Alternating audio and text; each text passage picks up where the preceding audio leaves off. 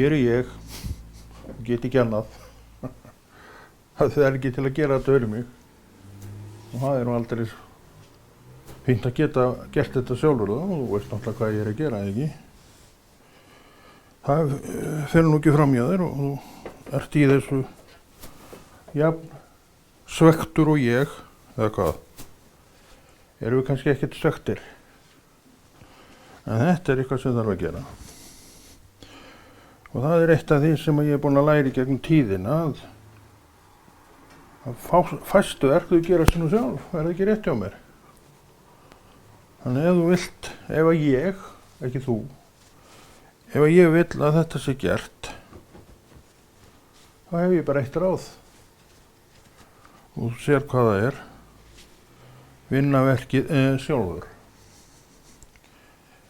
Þannig að aðalatriðið er að klára málið, klára verkið sem hófst, já, fyrir hvað vil ég lengi að þvo, þeim tímum. Og svo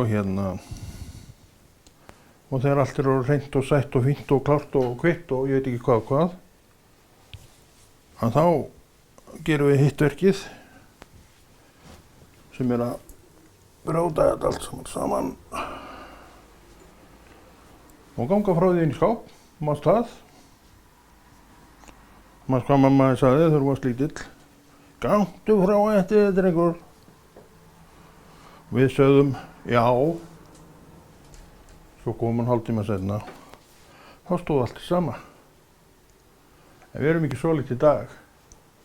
Við segjum og gerum vegna þess að það er enginn til að gera þetta fyrir okkur.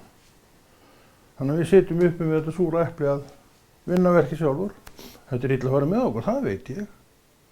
En svona er lífið. Í Jesú nafni.